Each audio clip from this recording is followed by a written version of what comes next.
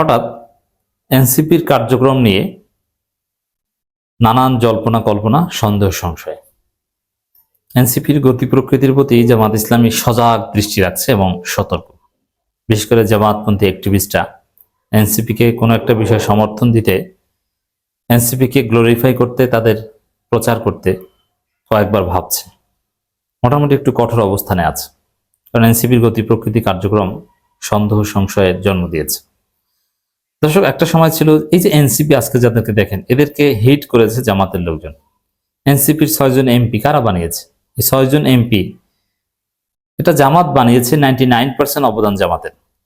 নইলে তারা একজন এমপি তো দূরের কথা, ব্যক্তিগত যোগ্যতায় ইউনিয়ন পরিষদের চেয়ারম্যান হতে পারতো না। আমি চ্যালেঞ্জ দিয়ে বলছি, স্থানীয় সরকার নির্বাচন আসছে, করুক। জামাত কোথাও জামাতের সাথে যদি জোট না হয়, মেয়র তো দূরের কথা, চেয়ারম্যান তো দূরের কথা, তারা একটা সিটি কর্পোরেশনের কাউন্সিলর হয়ে দেখাক, একজন কাউন্সিলর হয়ে দেখাক, আমি চ্যালেঞ্জ দিলাম, পারবে না।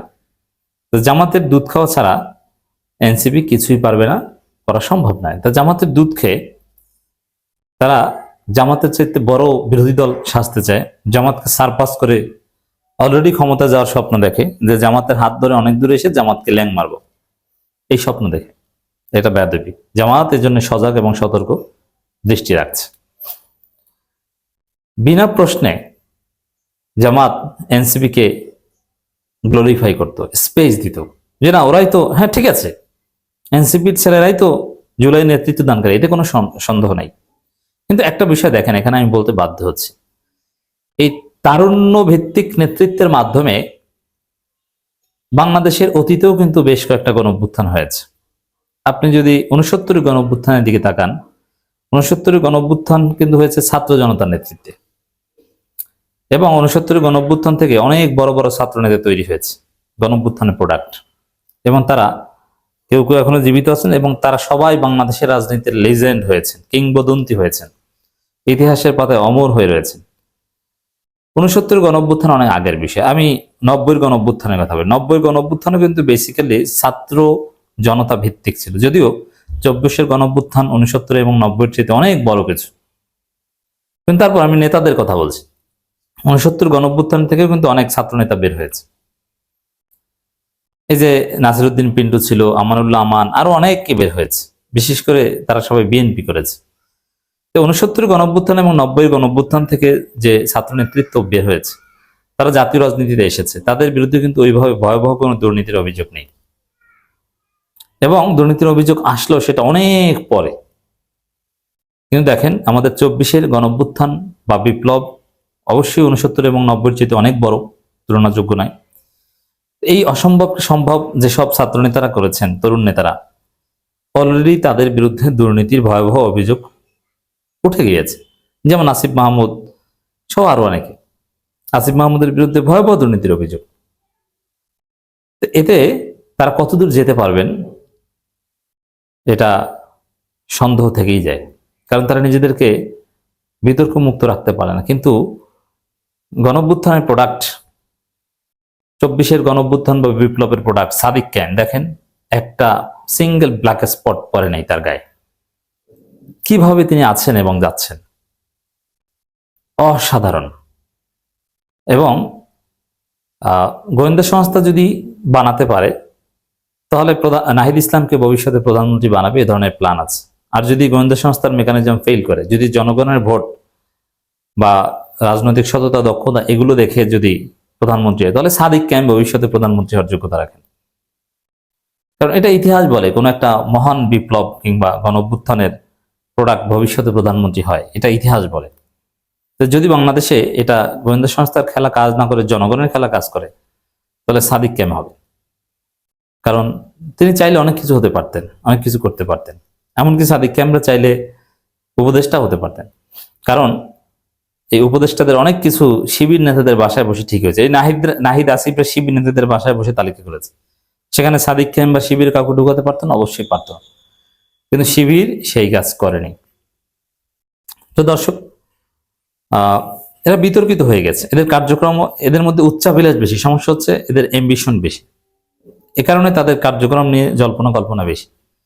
যেমন এই জামাতের চাইতে আগ বাড়িয়ে অতি সরকার বিরোধিতা করা, পার্লামেন্ট থেকে পদত্যাগের ইঙ্গিত দেয়া, যেটা জামাত এখন বলছে না, ডাক্তার শফিকুর রহমানের চাইতে নাহিদ ইসলামের নাম উপরে দেওয়া, এই যে কার্যক্রমগুলো, এগুলো নিয়ে যথেষ্ট সন্দেহ সংশয় এবং এগুলো নিয়ে নানান ধরনের প্রশ্ন জন্ম নিচ্ছে। তো দর্শক, এনসিপি বড় বড় কনভেনশন করছে, বিভিন্ন আলোচনা সভা করছে এবং বিভিন্ন জনকে তাদের দলে নিচ্ছে, এগুলো নিয়েও নানা প্রশ্ন উত্থাপিত হচ্ছে। এগুলো কেন? এগুলোর তাৎপর্য কি? এগুলোতে জামাতপন্থী যারা অবজারভার, তারা যথেষ্ট সন্দেহ করছেন যে তারা এটা এভাবে কেন করছে, নানান কিছুতে সন্দেহ সংশয়। এবং আমি যে ব্যাখ্যা দিয়েছি যে স্পষ্টতই মনে হচ্ছে যে গোয়েন্দা সংস্থার বা দেশি বিদেশি ডিপ স্টেট এনসিপিকে নিয়ে খেলছে এবং তারা এনসিপিকে বিশেষ কিছু অ্যাডভান্টেজ দিচ্ছে। বিরোধী দলে যেভাবে সেলিব্রিটিরা জয়েন করছে, এরকম কোনো নজির নাই। সেলিব্রিটিরা বিরোধী দলে জয়েন করে না, সেলিব্রিটিরা সবসময় অনুকূল পরিবেশে থাকতে পছন্দ করে। এগুলো ডিপ স্টেটের মেকানিজম। তো দর্শক, যাই করুক না কেন, জামাতের সাথে এনসিপির জোট প্রয়োজন আছে বিএনপিকে সাইজ করার জন্য, বিএনপিকে দাবি মানতে, এবং এনসিপিকে নিয়ে যতই সমালোচনা প্রশ্ন থাকুক, এনসিপি গণঅভ্যুত্থানের নেতৃত্ব দানকারী শক্তি এবং এনসিপির আজকের যারা নেতা, তাদের নেতৃত্বেই বাংলাদেশটা স্বাধীন হয়েছে এবং বিপ্লব সাধিত হয়েছে, হাসিনার পতন হয়েছে। তো এই বাস্তবতায় ওরা যতই খারাপ হোক, যতই কারো ফাঁদে পড়ুক, যতই উচ্চাভিলাষী হোক, যতই বাপের চাইতে বেশি বুঝতে যাক, তারপরও তাদের সাথে জোট রাখতে হবে, বিএনপিকে বাধ্য করতে এই জোটটা। এবং জামাতকে এটা মনে রাখতে হবে যে এই এনসিপি 2 দিন পর জামাতকে ল্যাং মারতে চাইবে। জামাতের বিরুদ্ধে সবচেয়ে বেশি চেতনা ব্যবসা করবে এনসিপি, জামাতের বিরুদ্ধে নির্বাচন করবে এনসিপি। তারপরও এটা বুঝেই জামাতকে এনসিপির সাথে জোট রাখতে হবে এবং এনসিপি জামাত একসাথে প্রোগ্রাম করতে হবে, এক মঞ্চে বক্তব্য দিতে হবে, এটা বুঝে। তাই জামাত যদি এনসিপির গতি প্রকৃতির প্রতি সতর্ক থাকে তাহলে সমস্যা নাই। তবে জামাতের এখানে একটা মজার হিসাব আছে যে এনসিপিতে যারা জয়েন করছে এগুলো কিছুই না। এগুলো নির্বাচন করতে গেলে কিংবা বিএনপি ধাওয়া খেলে কিংবা প্রতিকূল পরিবেশে একটা মিছিল করতে গেলে এরা কিচ্ছু করতে পারবে না, কারণ যারা জয়েন করছে এরা কেউ পরীক্ষিত না, এরা হচ্ছে দুধের মাছি, সুসময়ের। এনসিপিতে কিছুই নাই এখন পর্যন্ত, জাস্ট 8-10 জন ভোকাল আছে, হাসনাত, সার্জিস, নাহিদ, সরোয়ার তুষার, তাসিন রিয়াজ, এরকম কয়েকজন টক শো করে। এর বাইরে আর কি আছে বলেন? এবং তাদের মধ্যে অন্তর্কন্দল প্রচুর। এই পরিস্থিতিতে জামাত ওইভাবে ভয় পাচ্ছে না, তবে সজাগ আছে, সতর্ক আছে। এনসিপির রাজনীতির অন্যতম গতি প্রকৃতি হচ্ছে যে সামনে সুযোগ পেলেই জামাতকে ল্যাং মারা। জাস্ট এই বিষয়টা জামাতকে মনে রেখে চলতে হবে।